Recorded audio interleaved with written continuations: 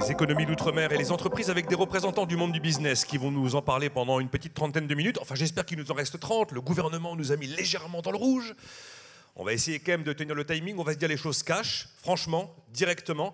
Alors c'est très compliqué comme question lorsqu'on évoque évidemment 13 terres françaises réparties à travers la planète parce que rien n'est totalement global et homogène. Quand je dis 13, j'inclus même les terres australes et antarctiques ou encore l'atoll du Pacifique Nord de Clipperton. Mais bien sûr les 5 DROM, les 5 COM, sans oublier la Nouvelle-Calédonie. On parle là de 2 700 000 Français qui donnent à la France la deuxième surface maritime du monde, avec 11 millions de kilomètres carrés de ZEE, de zone économique exclusive. Pour nous en parler, j'accueille Philippe Lacognata. Il est directeur de l'IEDOM. C'est l'Institut d'émission des départements d'outre-mer. Didier Fauchard, il est président du MEDEF Réunion. Philippe Joc, le président de la CCI de Martinique, et Nadine Nafidou, elle est présidente de l'ACESIOM, l'association des chambres de commerce et d'industrie des Outre-mer. Notez que Nadine Nafidou, qui nous rejoint, est la première présidente qui vient de Mayotte et elle préside l'ACESIOM depuis juin 2017. Première question, juste pour Philippe Lacognata, quand je parle de l'Institut d'émission des départements d'outre-mer, vous êtes la Banque centrale des Outre-mer. Tout à fait, nous sommes la Banque centrale des Outre-mer, nous sommes filiale à 100% de la Banque de France depuis le 1er janvier 2017 et nous mettons en œuvre dans les départements et les régions d'Outre-mer qui ont pour monnaie l'euro la même politique que la Banque de France sur le territoire national. Philippe Joc, l'économie des Outre-mer est tirée par la consommation. C'est toujours vrai, j'imagine, et comment se porte cette consommation ? Comme l'a dit Jean-Pierre Philibert, dans certains territoires, avec la décroissance démographique, nous avons une stagnation de la consommation. Cette consommation qui pendant longtemps... Stagnation. Oui. On a moins 0,1 en volume et plus 0,2, plus 0,1 en valeur. Donc vraiment une stagnation, voire une décroissance de cette consommation qui pendant longtemps était le moteur. Alors ce n'est pas vrai dans tous les territoires, mais à la Martinique, nous avons, comme l'a rappelé Jean-Pierre Philibert, un problème démographique important, avec 3500 habitants en moins par année. Et à l'horizon 2030, selon les projections, nous serons que 340 000 contre 387 aujourd'hui. Donc un vrai problème pour nos économies. Alors je vous l'ai dit, on va essayer de se dire les choses de manière assez directe parce que le temps va aller très très très vite. Il y a eu une du journal L'Opinion sur l'Outre-mer il y a 3 semaines.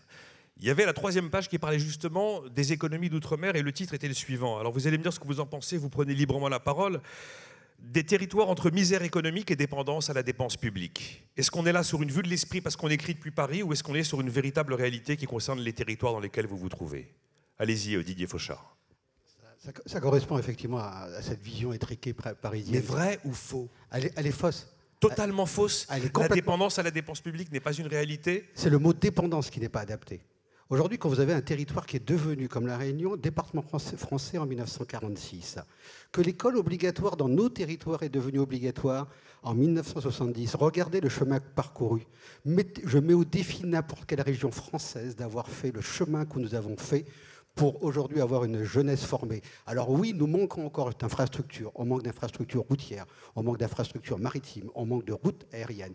On a une difficulté à la mobilité interne. Si nous voulons développer nos territoires, il est nécessaire aujourd'hui que la puissance publique fasse la même chose qu'elle fait aujourd'hui pour n'importe quelle région de métropole. Mais elle ne le fait pas, la puissance publique ne le fait pas aujourd'hui pour ces territoires-là, ce qu'elle fait en métropole. Elle ne fait pas suffisamment aujourd'hui. Soit effectivement la France, aujourd'hui, avec cette ZE, a la capacité de se projeter au monde. Et nous sommes des postes avancés aujourd'hui, à la fois de la France et de l'Europe. Jean-Pierre Philibert le disait tout à l'heure, notre monde est devenu multipolaire. Nous serons au cœur de l'ensemble des échanges et de la création de richesses. Nadine Nafidou, qu'est-ce que ce titre de presse vous inspire? Parce qu'effectivement, vous demandez à un métropolitain qui n'a jamais mis les pieds en Outre-mer, il a le sentiment d'une forme de misère économique avec un taux de chômage. Regardez, le taux de chômage, lorsqu'on le donne au niveau métropolitain, il est toujours plus bas que lorsqu'on ajoute l'Outre-mer. Le taux de pauvreté est plus élevé dans les territoires d'Outre-mer qu'en métropole. Comment vous réagissez à cette façon de le dire? Est-ce que c'est trop violent? Est-ce que c'est vraiment la réalité qu'on veut ne pas reconnaître les yeux ouverts? Est-ce que cette dépendance à la dépense publique est vraiment un sujet? Alors effectivement, moi je trouve ça effectivement très brutal parce que donc, nous avons des niches économiques très intéressantes sur nos outre-mer. Nous avons effectivement de gros problèmes structurels et je parlerai de Mayotte en particulier parce que je suis de Mayotte, où vous connaissez un peu la situation de Mayotte avec une forte immigration clandestine et donc un fort taux de croissance démographique qui est difficilement maîtrisable sur notre territoire et les moyens, en tout cas au niveau de l'État, ne sont pas suffisamment mis, en tout cas pour nous la population, il n'y a pas suffisamment d'actions qui sont faites pour enrayer cette Donc Nadine, vous me dites qu'effectivement on manque d'argent public à Mayotte. Alors en fait on manque d'actions concrètes et opérationnelles. Enfin, c'est pas vraiment des budgets qui nous manquent, mais c'est vraiment un accompagnement et des actions qui apportent une plus-value sur nos territoires. Philippe Lacognata, Dominique Bussereau, qui est le président de l'Assemblée des départements d'outre-mer de France, déclarait il y a peu « Il y a des problèmes économiques partout ». Oui, il y a des problèmes économiques partout. Il y a des Parlant des territoires d'outre-mer. Oui, dans les territoires d'outre-mer, mais globalement, pour être un peu positif, ce qu'on observe ces derniers temps, c'est plutôt un climat des affaires qui s'est redressé. Une consommation, même si, comme l'indiquait Philippe il y a quelques minutes, est moins forte dans certaines zones pour des raisons démographiques, mais globalement, la consommation des ménages continue de porter l'activité. L'investissement privé s'est redressé. Donc la reprise que l'on vit ici, vous la vivez là-bas aussi. Tout à fait. Il y a une forte synchronisation en réalité des économies ultramarines avec l'économie nationale. Une forte synchronisation, même si ces économies sont plus volatiles parce qu'elles subissent, elles sont petites, elles réagissent plus rapidement au choc. Mais en réalité, aujourd'hui, ce qui se passe au niveau national, je vous rappelle qu'on prévoit entre 1,7 et 1,8 de croissance en cette année. On a des performances qui, outre-mer, sont parfois bien meilleures. Oublions pas qu'à La Réunion, on est sur plus de 3% de croissance là, depuis 2 ou 3 ans. Qu'aux Antilles... Je vous arrête quand même. 3% de croissance, si on regarde le PIB par habitant, c'est pas la même chose. Non, donc on peut regarder la croissance, le chiffre ça veut dire qu'il y a de l'activité économique, que voilà. Les choses fonctionnent, que les entreprises sont dynamiques. Il y a ici ou là, en effet, Jean-Pierre Philibert l'indiquait tout à l'heure, aux Antilles, un léger recul de la croissance, mais qui est lié aux investissements publics uniquement, parce que sur le plan de la consommation et de l'investissement privé, les choses étaient plutôt pas mal orientées. Il y a eu en effet, pour des raisons connues, une baisse de l'investissement public, notamment des collectivités locales, dans ces territoires qui, aujourd'hui, pose question. Didier Fauchard, Philippe Joc, est-ce que vous confirmez cette photographie du verre à moitié plein, plus qu'à moitié plein d'ailleurs que vient nous faire Philippe Lacognata? Verre à moitié plein. Pour ne pas voir toujours effectivement le côté sombre.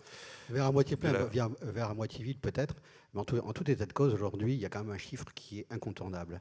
Nous avons un taux de chômage 3 fois supérieur à celui de la métropole. Nous avons un taux de chômage 3 fois supérieur à celui de la métropole. Exact. Ça veut dire que, est-ce que vous imaginez demain que sur l'Hexagone, vous ayez 15 millions de chômeurs?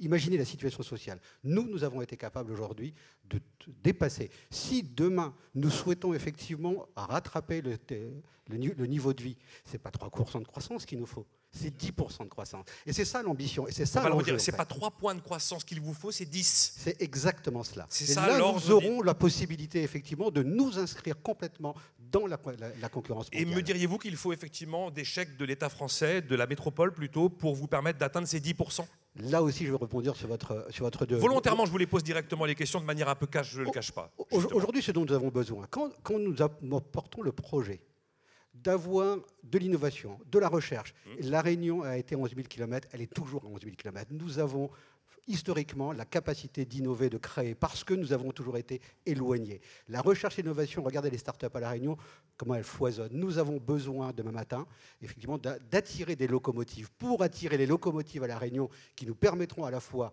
de faire de La Réunion un laboratoire dans un milieu protégé de toutes les nouvelles innovations, nous avons besoin d'outils.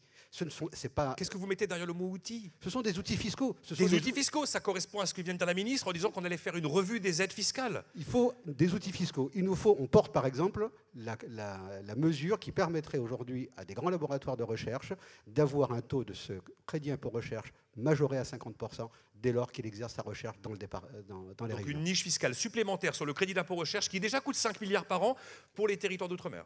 ce n'est pas simplement une niche fiscale, c'est une volonté à un moment de l'État de développer nos territoires pour qu'ils puissent s'inscrire dans le futur des échanges. Philippe Joc, allez-y. Puis vous me direz également un mot des entreprises et des secteurs qui vous semblent clés. Le crédit d'impôt recherche est déjà majoré outre-mer. Ce qu'il faut, c'est qu'on communique plus sur ce dispositif et qu'on arrive à attirer des laboratoires de recherche chez nous. Il faut plus de liens avec l'université.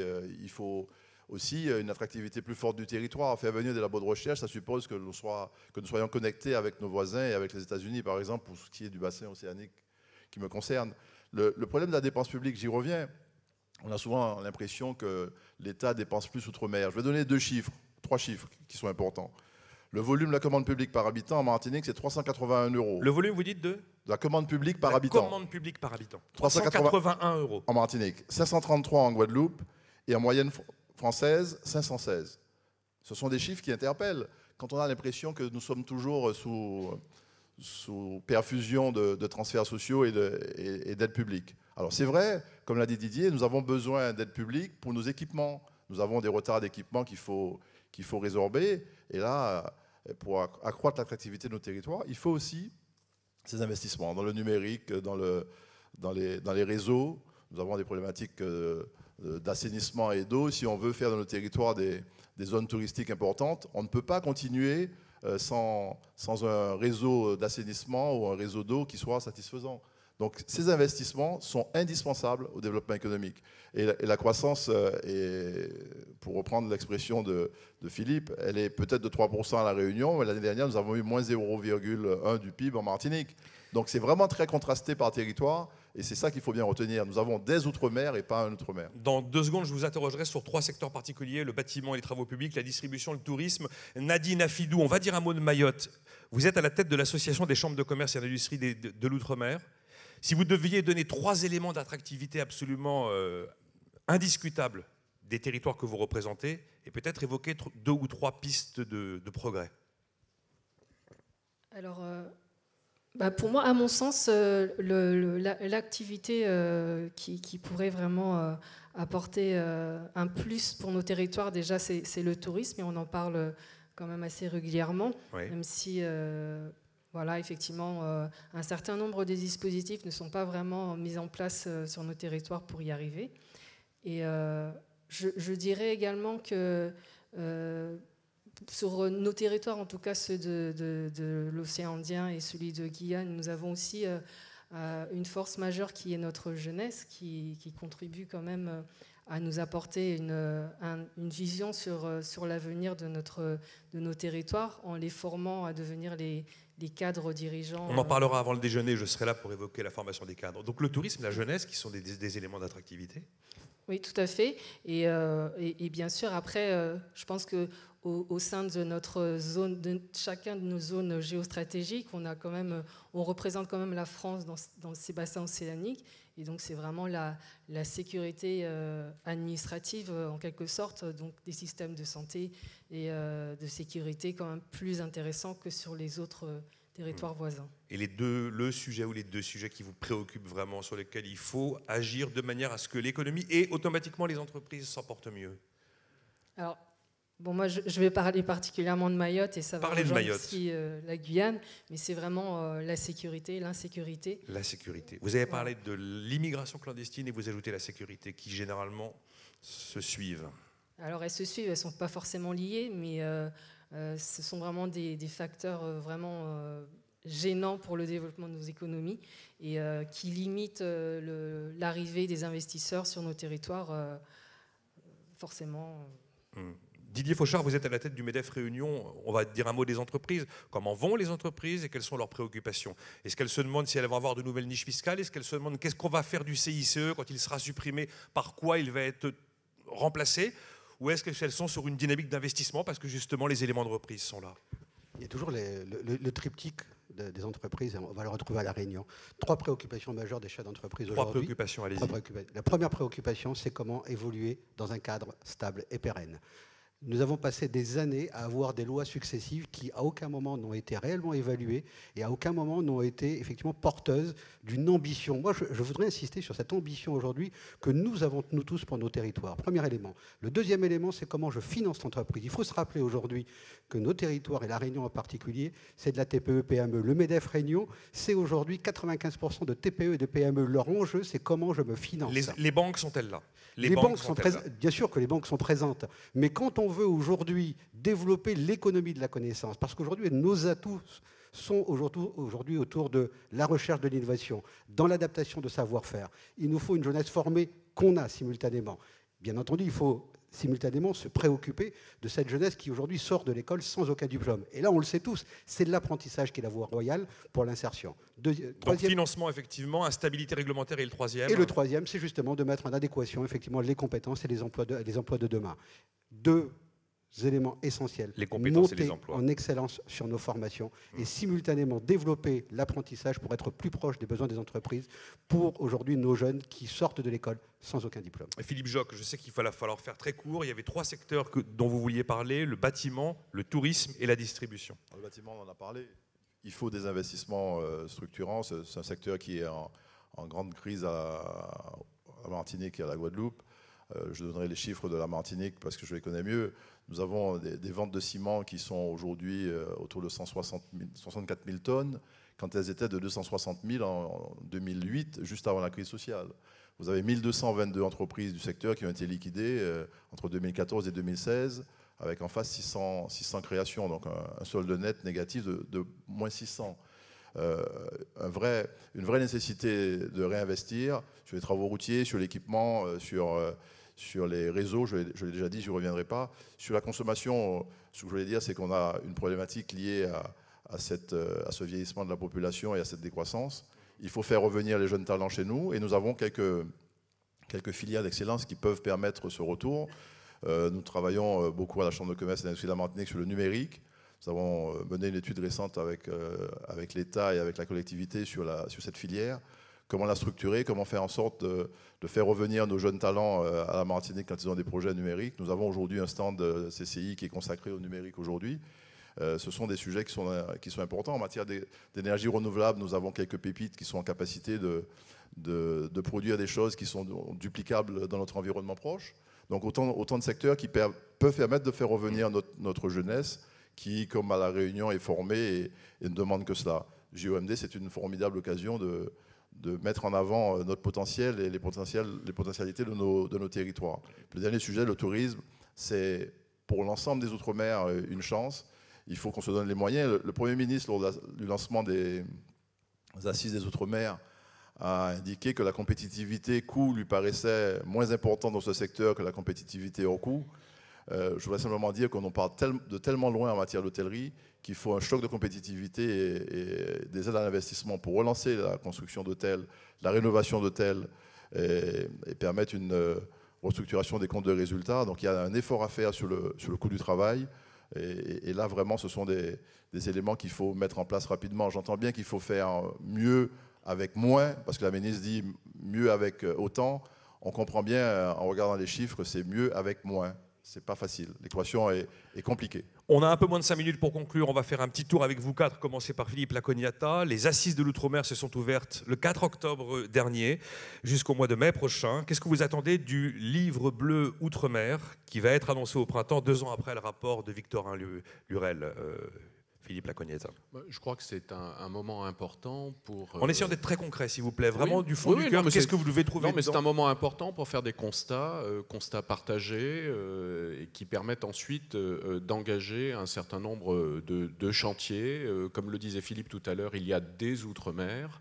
Chaque outre-mer suit sa propre route. Ça permettra de tracer des chemins pour chacun d'entre eux qui ne seront pas forcément identiques, essayer d'adapter les mesures à chaque problématique. On n'a pas la même problématique en Nouvelle-Calédonie, à Mayotte ou à La Réunion, et il faut adapter les outils, les mesures, les projets à chacune de ces réalités qui est une réalité forcément différente. Donc je pense que c'est un exercice nécessaire, important, qui est conduit rapidement, auquel nous participons comme l'ensemble des acteurs, et je pense que ça permettra d'avoir une vision claire pour l'avenir des Outre-mer. Didier Fauchard, votre position, peut-être avec l'œil du Réunionnais, justement? Sur les assises de l'outre-mer... C'est un moment important, il n'y en a pas tous les ans, enfin voilà, c'est quelque chose... Il n'y en a pas tous les ans, mais il y a eu les États généraux d'outre-mer, il y a eu la conférence des Outre-mer. On peut changer les noms, on peut faire un Grenelle des Grenelles, effectivement. Alors, je pense que les diagnostics, ils ont été largement posés. Je crois aussi. Je crois que c'est le temps de l'action qui est désormais venu. Cette action, en fait, pour le MEDEF Réunion, aujourd'hui, c'est quoi? C'est une volonté de se projeter à l'international tout en étant parfaitement ancré sur notre territoire. Je crois aujourd'hui que, quels que soient les projets qu'on peut développer, nous ne pourrons pas rester sur nos 2512 km². La chance de la Réunion, c'est de s'inscrire aujourd'hui dans un bassin indien océanique qui nous permet de nous projeter. Faut-il encore, effectivement, que cette ambition qui existe chez nous soit partagée aujourd'hui avec l'Hexagone et que l'ensemble des acteurs de l'Hexagone se rendent compte. Voie de communication. Aujourd'hui, je vais aborder un sujet. Air Austral aujourd'hui est un sujet qui, Air Austral aujourd'hui est en train de racheter une partie du capital d'Air Madagascar. C'est une chance énorme aujourd'hui qu'on a de dessiner nos prochaines routes qui nous permettront de nous développer, de nous projeter en Afrique du Sud, au Mozambique, au Kenya et partout dans le bassin. Nadine Afilou, vraiment en moins d'une minute, comment vous voyez l'événement? Qu'est-ce que vous en attendez peut-être cette fois-ci avec l'œil de Mayotte? Au-delà de la frustration qu'on peut tous un peu ressentir, et en particulier à Mayotte, parce que nous sortons également à peine d'un exercice pour sortir le Mayotte 2025, pour nous, effectivement, les assises, il faut arriver à montrer une image positive de nos territoires en leur permettant de pouvoir accéder et être reconnus comme des territoires d'expérimentation, ne serait-ce qu'au... Des territoires d'expérimentation. Au niveau de la recherche. C'est une façon assez nouvelle d'en parler. Non, bien sûr, nous avons tous une biodiversité quand même assez incroyable, en tout cas sur tous nos territoires, et je pense que ces territoires peuvent être reconnus comme des territoires d'expérimentation pour différentes recherches et pour différentes innovations. Philippe Joc, vous avez moins de 30 secondes pour le mot de la fin au regard de ces assises et peut-être de la manière dont vous les imaginez pour la Martinique. Les constats sont faits, on n'y reviendra pas, nos placards sont remplis de constats et de rapports. Donc, et les armoires sont bien calées aussi avec les rapports. Donc ce qu'il faut aujourd'hui, c'est sortir quelques projets structurants et intéressants, des projets qui peuvent être financés pendant les 5 années qui viennent. Et la problématique aujourd'hui, c'est de savoir qui financera et comment ce sera financé. Public, privé, on verra. Merci à vous tous les 4 d'avoir été avec moi.